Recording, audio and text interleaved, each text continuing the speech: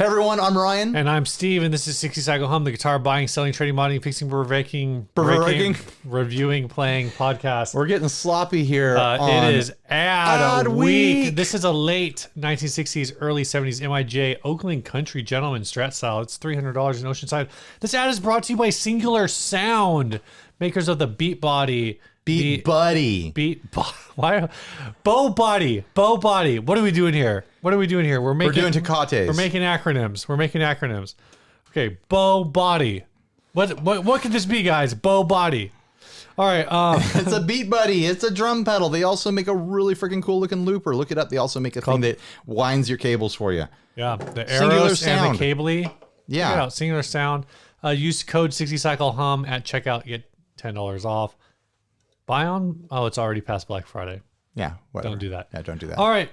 This is a for sale or possible trade. One great looking, great playing, rather rare and possibly collectible Oakland country gentleman guitar made in Japan by Suzuki Violin Works sometime in the late 60s, early 70s. Far superior to any of the Taiscos of the era and on par with domestic made guitars except for the hardware. I wonder what the folks at Gretsch would say about that name and what the Fender guys would say about that headstock shape.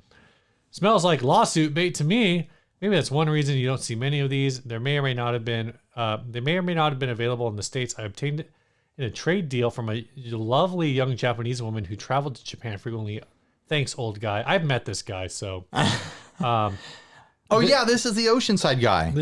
We've talked about him before. He's actually, I think he's also probably the guy who sold the Tone Jerk some gear like not too long ago. Right. The guitar is in all original condition, except I replaced the saddle height adjustment screws with shorter ones so you don't chew up your palms when playing. Still have the original fresh professional setup, including new strings. There are a few blemishes on this 50-year-old plus or minus finish shown in the pictures, but it's really nice and clean. Here's the problem. I like to modify guitars. I see the cheap trap tuners, die-cast saddles, and lightweight tremolo block, and something inside me screams, hey, dude, modify the heck out of that guitar. That's the same thing I saw when I saw the trap tuners. Right. The trapezoidal diamond tuners that are on the headstock.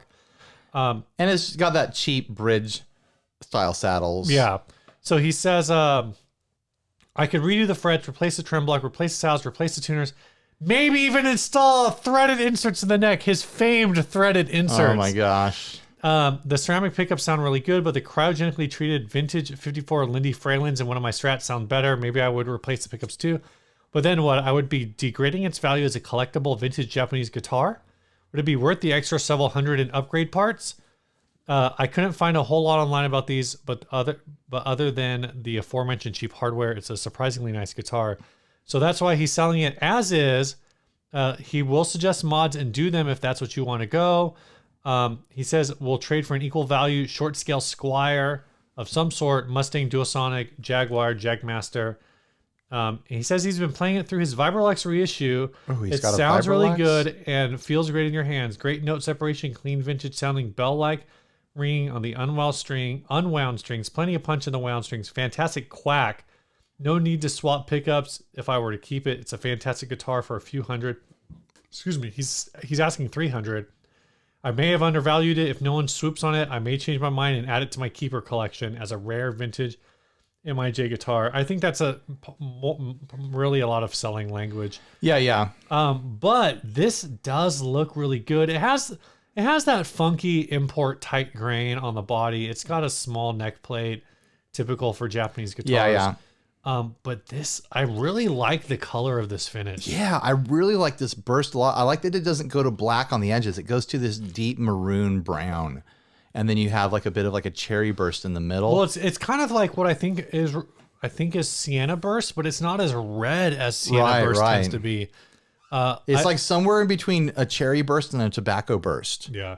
I do see the cheap tuners, and what I will say that I appreciate about this is even though it has the cheap tuners, like apparently it still has the trem. Yeah, it has the arm. One of the things that's interesting to me, and I wonder if they separate out, is the pickups. Were painted. Is that what it is? They're painted? Yeah. I looked up real quick Oakland Strat on Google, and I didn't see any with black pickups. Gotcha. So these pickup covers were painted by somebody, whether it be the original company or someone along the line. I'm guessing someone along the line wanted that look, and so they painted the pickup cover's black instead Right. of just buying black pickup covers. And now that I look more closely at it, the knobs have been replaced. Oh yeah. That trim bar probably isn't original. Yeah, probably not. But the fact that it is compatible with the bridge, I mean, it's a 6-screw Strat bridge. You can replace it with anything.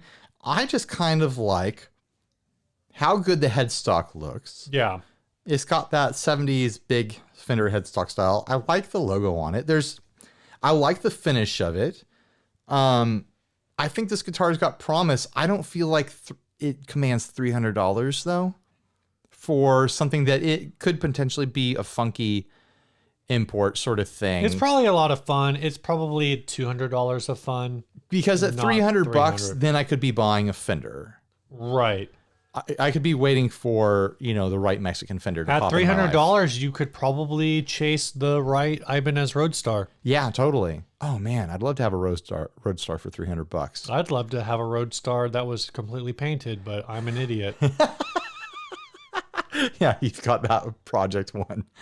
But you do kind of get those Roadstar vibes off of this.